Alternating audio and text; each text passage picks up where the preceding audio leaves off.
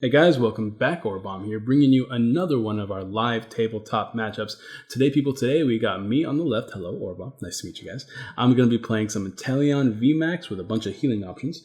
This is my preferred way of playing it just on paper, so I'm actually really excited to showcase this matchup to you guys. And to the right, we have ADP Zacian, but with a 2-2 line of Copperajah. Copperajah being a 340 HP Pokemon that can hit some big numbers for, 3 and 4 energy attack costs, but because we have Metal Patch and ADP charging up your Pokemon, the attack cost shouldn't matter too much, so it's going to be really interesting. I think this is a really interesting way, a really interesting new way of playing the Copperajah VMAX. I'm really interested, or not interesting new way to play Copperajah, new interesting way of playing ADP. Lots of HP, so that it's really difficult for your opponent to revenge you, and then you're just dishing out big damage as well.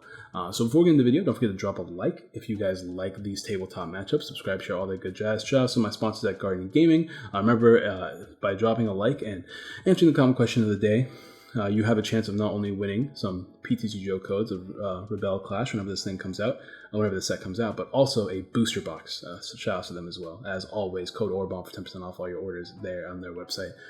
So answer the common question today, which is going to be, how do you prefer to play Inteleon? There's Frostmoth, there is heavy disruption, there is heavy healing. I'm playing heavy disruption and heavy healing, which leaves rooms for I can't play things like Jirachi and stuff in this build, so it's kind of like a budget build, to be honest, but which is interesting. Depending on how expensive Inteleon gets, it's kind of like a budget build, so it's really interesting.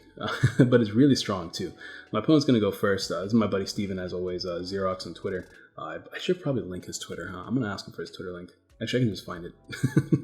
But yeah, Inteleon's first attack here does 40 damage anywhere, which is not bad. And then its second attack does, I believe, 130, and lets you look at your opponent's hand, which is actually not bad either. It's a 3 energy attack cost, though, so you're not going to be getting it off very often because we're playing the non-Frostmoth build, which is focusing on manually attaching energy slowly throughout the game, trying to disrupt your opponent's energy because you have a 1 energy attack cost. So it's really, really strong in that sense. And then Vmax, which is the main reason why this deck is so cool, is it does 60 damage and puts an energy card from your opponent's active Pokemon back into their hand. So that sounds deadly versus ADP, which is what we're playing right now. We're playing against right now, because they won't be able to attach their water energy or their metal energy without having it put back into their hand, and they don't have any ways to accelerate onto the ADP themselves very easily, which sounds deadly in just a lot of different matchups. Like Dragapult, if they're not playing Malamar, it's going to be kind of annoying. And even if they are playing Malamar, you're putting the energy back into their hand, not into their discard pile, so they have to find a way to discard the energy.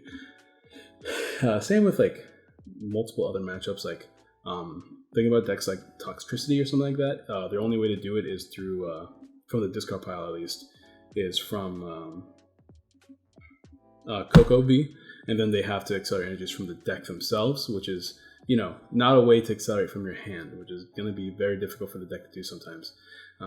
Especially since we play, and then on top of that, we're playing things like Team Yell Grunt, which puts the energy from anywhere back into their hand, and we're playing Crushing Hammers as well. So ideally, our opponent never gets to attack while we chip them slowly for 60 damage. Remember, this is a really rough research for me here. I'm like, well, I can't do anything. That's unfortunate. But we're going to go and play the game here. We are playing the Chaotic Swell because of the, the Galar Mines. I don't want Malytic to be doing too much damage to me. We're playing the Mind Report Scoop Up package. Another card that we're playing in this Inteleon deck is Super Scoop Up, which is super strong, no pun intended. But because it's a 1 energy attack, you can just evolve into your other one and attack with it, and it's really, really good. So Copperajah, as you can see, 220 HP Metal type Pokemon, so it's got all the Metal type things. 3 energy and 4 energy attack, so heavy attack cost, but you are 220 HP, which is kind of relevant. You hit for 90 and then 30 less damage the next turn. So imagine that with a frying pan and a Luke Metal. You're doing 90 less damage the following turn, which is pretty good. But we are playing both Luke Metal and ADP in this deck list, just for versatility and GX attacks. And then its second attack is a vanilla 180, but the Vmax is where it's at, 340 HP, which is way too much HP. An unfair amount of HP. So yeah, it'll take a lot of hits, especially if you have the frying pan attached. And then you have the attacks, which for 3 energy does 100 plus 100 more damage if it's a basic, so you can hit 230 after an ADP boost, which is pretty good. You can knock out Zacians. We are playing the Tool Scrapper because we want to get rid of their frying pan so we can OHKO the Zacians in the mirror match and they can't OHKO us. And then the second attack is a vanilla 240. Which is a lot of damage, 270 with ADP boost, which will knock out Mewtwo's. So pretty good all around. So we are getting Crushing Hammers on the board. We are going to be knocking out. So the cool thing about Inteleon's second attack is that it does 160 damage, and then 60 damage anywhere on the board. So we are playing the Scoop Up Net with things like Zigzagoon, so we can put damage counter on Jirachi and then knock out a Jirachi from anywhere with that second attack. If we don't need to disrupt energies that turn, we just played Super Scoop Up to put that Dedenne back in hand. I don't want my opponent to have a Dedenne as a target, and I want to have the Dedenne searchable for later in the game. So we use the Marnie directly afterwards to put the Dedenne back in the deck, so we can always quick ball for Dedenne later. Or Pokecom, because we are playing Pokecom in this list. Oranguru down. Let's see. So we are playing the Oranguru Minor Report Mewtwo combo as well. Same thing that we did in Dragapult. I just really like the combo a lot. Being able to get essentially any supporter you want from your discard pile is just pretty strong.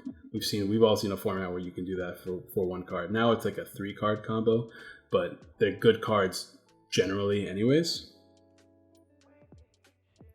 Oh yeah, I discard the Swell by accident. That happens all the time. I'm putting the Swell on this side of my board instead of my other side like I usually do. Just because there's glare on the other side. I didn't want you guys to see a glared card the whole time. You already had to deal with the discard pile on Stevens, which I just fixed. Dude, that's crazy. But anyways, as you can see, we are slowly attaching energies to Inteleon while also taking no damage because he's just incapable of attacking. Gonna Team Yellgrant to put the energy back to the hand, and now we can hit this dude for 160, which is 130 because of Frying Pan, and then the bench dude for 30 because once again, Frying Pan. So, as you can see, we're taking very strong command of this matchup so far. He hasn't even been able to GX attack or do anything really. Now this deck does have access to things like Metal Saucer, but there's only 4 Metal Saucer, and we have 4 Crushing Hammers, 4 Team Yellgrunts, and our attack that we can use. So we can get rid of a bunch of energies. He's going to run out eventually, right? And he did evolve into the Vmax, by the way, as you can see on the bench. Just want to make sure that that's visible. I don't have the cards on screen. I'm going to try to do that, but I can't really promise it because I am still very busy with all this life shenanigans going on right now. So there's a Jirachi. Jirachi is an easy target for us to deal with. Actually, another thing that's worth mentioning here is I actually have almost game because all I have to do is snipe a Oranguru twice with my attack and knock out the Zacian, and that's it, right? I have to take one more knockout. So that's not true. If I can knock out the Dedenne, so here's my game plan, right? I Great Catcher the Dedenne or Boss's Order the Dedenne, right? Take a knockout, put 60 damage on the Oranguru. And then I have to Great Catcher or Boss's Order as the Zacian, and then finish off the Oranguru, and that's the rest of the prizes. So that's gonna be what I go for here. Because Oranguru, unless they play the Mew, is a really fun target. So I'm gonna go ahead and Great Catcher the Dedenne, because once again I already talked about my game plan, and just start doing some Inteleon shenanigans. Research, get the Inteleon back on board. So going first for Inteleon is actually great because you're going to be able to attack as your evolved Inteleon turn 2, which you can't really do because they get to attack you first. There is a Crushing Hammer that gets failed, which is fine. If you go second, it's a little bit more annoying, but that's why we play the Team Yellgrunts and stuff like that. I'm going to go ahead and take the prizes here and put 60 damage on that Oranguru, and now all I have to do is knock out this Zacian for game. So he's going to use all of his things now, but because he has absolutely no way to OHKO the Inteleon, I'm sorry guys, I'm just running out of breath. I've been crazy lately. So my breathing has been difficult to deal with, but it's fine. All I have to do now is Boss's Order the Inteleon for game.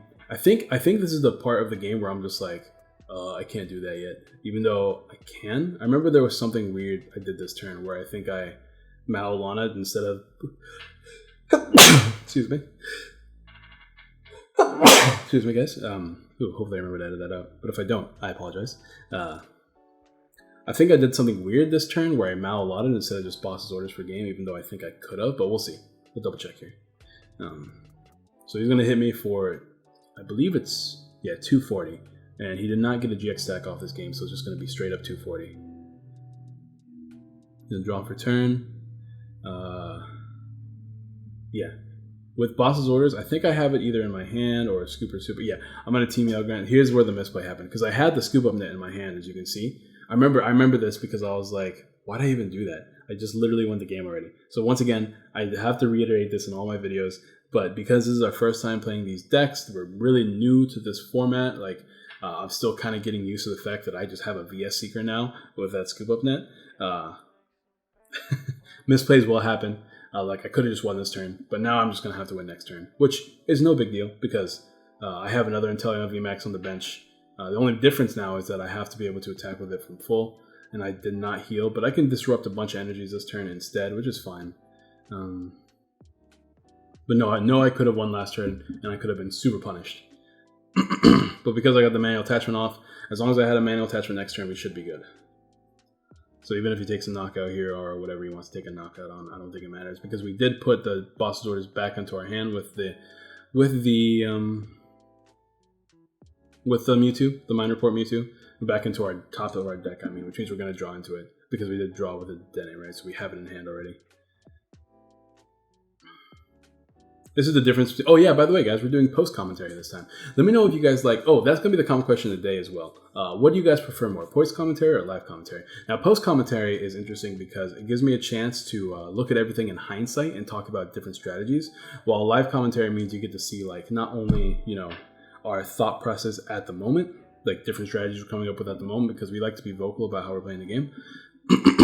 But also you get our, you get a little bit more personality, a little bit more random conversations. Like I remember I started this video by talking about how much it annoys me that my girlfriend does not like to watch anime and how I really want to start watching anime with her, but she doesn't want to do it. And then he talked about how, what was he talking about? Oh, he's talking about some judging shenanigans and how to become a judge and stuff like that. So we actually have like interesting conversations besides just the match. So you have that back and forth there.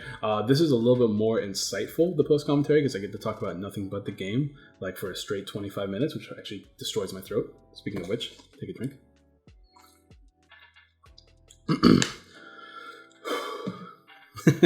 Which is not really a thing. Don't worry about that, guys. Like after I finish recording these videos, I just go take a rest. Hopefully nobody bothers me, so I don't have to talk anymore. Also, my chair is super squeaky, which is annoying. So let me know what you guys prefer. I'm probably going to go back and forth until you guys tell me like exactly what you guys want to see. Yeah, we're going to go. We lead Inteleon. So here's the thing. He went first. So if he attached to the active, I had no way to disrupt it unless I get one of my Crushing Hammers or Team Yell Guns. Now, I do play 4 of each because, like, I want to be able to disrupt them as early as possible, even if I go second, which is why I play the 4. So I have 8 ways to do it. 6 if you consider the 50-50s of the Crushing Hammers. But it can be annoying if I don't land them. But there's a Crushing Hammer there. So even if he did attach to the active, I would have been able to put it back into his hand. I'm going to put that Metal Energy back into his hand here with Copperajah. Now, because Copperajah hits such high numbers, and he has access to cards like the Zacian, which can just Intrepid Sword into energies, which is actually kind of relevant. So that's another way for him to accelerate energies onto himself. It is kind of rough if I don't get like a really good board game, a really good game state consistent game state going. So it is not the craziest thing in the world because he has that few bit of acceleration. It could be problematic. I'm just saying that right now. But most of the time, you shouldn't have that much of a problem. But Copperajah is just massive HP. Means that it can actually tank out until it can start hitting damage himself. So the deck has all the tools. Like both of these decks have the tools it needs to win. He's actually going to just GX me now while he has the ability to. 30 more damage is kind of relevant. It can avoid some 2-hit KO shenanigans. I evolved into Inteleon, but because that Inteleon was printed weird like the last video, I was gonna switch with the one in the discard pile just because why not? Gonna use Oranguru here. Ooh, I do have to mention there's one big accident cheating thing we did near the end of this game. So unfortunately, I'm not going to have time to re-record these matchups, so I'm just going to have to give you this video. But consider the first video like the main match, right? This game is actually pretty good until the very end of it. But it's not something that would completely lose the game for either side. So we'll talk about it as we get there. So he has, look at that, because he has all the tools, he was able to set up his Copperajah. If he wants to, he can hit me for 100 damage. And I only have 1 energy attached to my Inteleon, so I can't hit him for big damage in return, which is fine. I just want to disrupt his energies anyways. But he's got the switch. So my goal should be eventually to get 3 energy on Inteleon and keep sniping the ADP on the bench until I can eventually Oko it. Which I think I only have to do like twice, right? Put it at 120 and then 120 plus 160 is 280. So if I can just get one 3 energy attack off, and all I have to do is Great Catcher or Boss's Orders the ADP for knockout. So that's free 3 prizes right there. So ideally, I take prizes off this Copperajah at some point. So that's kind of what I'm trying to do here. Just take the 3 prizes because like I don't think he's playing any way to heal. In fact, I'm pretty sure he's not. I don't remember exactly, but I don't think this deck's playing any Malolana. Although you can. It's very easy addition. The deck just has so little space. So we're not playing Malolana, but you can, for sure. We're discussing something. I just don't remember what it was. See, this is what happens whenever, because I record this with the intent of uploading it live, but then I got a bunch of suggestions from people in the Discord to just do bench. Oh, I remember what's going on right now. I wanted to use Malolana this turn. This is the big misplay of the game on my side. I wanted to use Malolana, but I would have had no way to use the Malolana this turn without like, without having a 0 card hand or just not enough cards in my hand. So I'm gonna be playing this turn out, and it's gonna be pretty brutal. But I cannot use the Malolana like I wanted to, so we're just gonna have to Team Yelga and Disrupt Energies this turn instead, thanks to my misplay. So we're gonna have to. It's fine. It's not the end of the world or anything. That it's just not the best for me. But we're gonna move on here. So we're gonna forget that happened. I do, like I mentioned earlier, misplays do happen. It's our first time playing these decks and these new engines and stuff like that. So he has 1 energy on that. He only has 1 energy on the board right now, which is still good for me because chances of him attacking are pretty slim. There's an Aurora energy. He's going to discard the metal. He's going to metal patch the metal right back. So he has, if he gets another metal patch, he can take a knockout here on the on the active if he wants to. So we'll see what he chooses to do here. But he needs to find another metal patch. There's a Boss's Orders. He's going to use that instead to make the Inteleon active. So there, he did get the other metal patch, but he's not able to attack this turn because I don't think he has a switch. So we do survive another turn here. We're just going to go ahead and draw off the Oranguru. And what are we going to do here? Water Energy on the active and research. So we're going to draw 7. Still no way to use Malolana. Crushing Hammer, hoping to land a few Crushing Hammers or Super Scoop Ups. Fortunately, there's a Tails there. I don't think I drew any Super Scoop Ups either.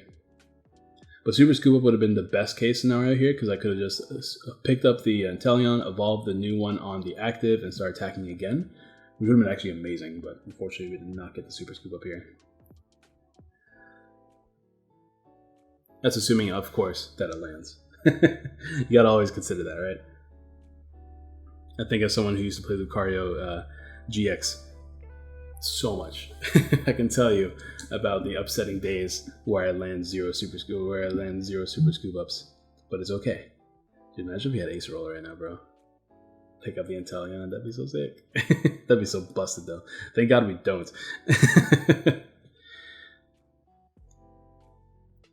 Alright, so he's attaching, he's switching, he's taking knockouts. He's only getting 2 prizes though, which is kind of relevant. Malolana here. Oh, shout out to the guy who commented, I gotta find that comment now because I want to shout him out because me and Steven were laughing about it nonstop during this video. Actually, there's a guy who commented the classiness of telling your opponent to cut your 2 card hand off of Malolana. Hold on, I gotta find him.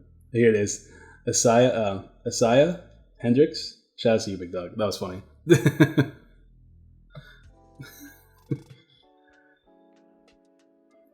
Alright, let's see. We got another Crushing Hammer. So we are definitely behind. He's already taken 2 prizes. Hammers are coming through. Team Yelgren is coming through. And we're just going to have to attack. Still no Super Scoop Ups here. But getting rid of the energy, putting it back into his hand. Pretty good stuff. The reason why I choose the Rainbow or the Aurora is because if he discards it, he can't put it back with Metal Saucer. So, something worth mentioning. He's going to go ahead and switch into a Dedenne here. And then a Oranguru himself. And okay, let's see.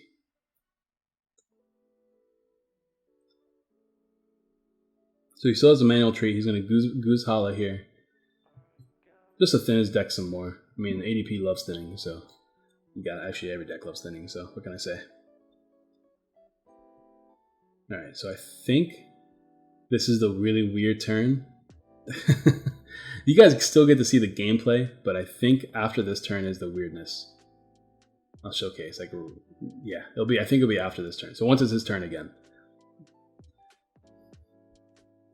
So I have 6 prizes remaining. Still haven't taken a knockout. He has 4 prizes remaining. And I can knock out the Dedenne. It doesn't feel like the most important play here because I'm still going to be one prize short. I'm just trying to think if there's anything else I can do. But I think just putting 60 damage on the Oranguru. So here's where the weirdness happens though. As you can see, he accidentally picked up his hand and he picked up a prize in the process. So now he's down to 3 prizes. This would only be, he's not taking a knockout this turn. So it's not relevant in this turn because he's going to be knocking out the Dedenne here. So he's down to 1 prize. The problem right now is that now I can't abuse Malolana to switch into my bench because neither of us noticed that he took an extra prize because, you know, it's ADP, right? None of us really think about it. So here I can't just like switch. I can't use ADP to switch anymore. Or I can't use Malolana to switch and heal anymore because I don't have a way to switch out of the active. And because of that, he can just knock out the active and win the game. So if this wasn't the case, I could have just fed him a new active Pokemon and just had another turn to continue to disrupt his energies. But because that is the case, and as you can see, I could have got the Malolana because of the Mind Report Mewtwo. But because of that, it does definitely change the end game a little bit to where, like, you know, instead of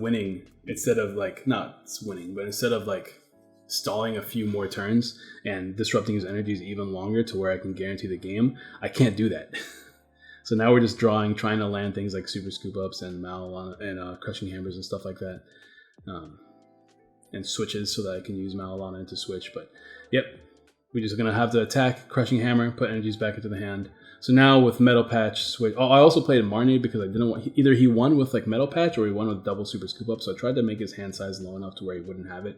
But unfortunately he did have it. So the end game was a little bit jank because if I had 10 damage on Inteleon, he wouldn't have taken an Oka, which means he wouldn't have won the game. But, you know, mistakes happen. You just got to be a little bit more vigilant when it comes to that stuff. That's my fault for not being vigilant. So I can't be them. And like, it's not like he did it on purpose. We're recording a game. So, but thank you guys for watching. Don't forget to drop a like if you haven't already. Subscribe, share, all that good jazz. Who knows how that end game could have ended up? Because like easily I could have made it to where the only card on my board was an Inteleon, and then I could have just kept sniping and getting rid of his energy. So it's not like even if he did do that, he would have won anyways. Like even if he didn't do that, I mean, he would have won. But you know, it's up in the air. If you guys want to see more matchups, though, with these decks, let me know in the comments down below. I do have another matchup, not tomorrow or the next day, but after the deck profiles. You'll be going to see ADP versus the Toxtricity matchup. So that's going to be really fun. It's actually a really good series of games, so hopefully you guys enjoy. Let me know what matchups you want to see next. Let me know all the things I answered throughout the video for a chance to win booster boxes and stuff like that. Thank you guys for watching, and I'll see you guys next time. Peace.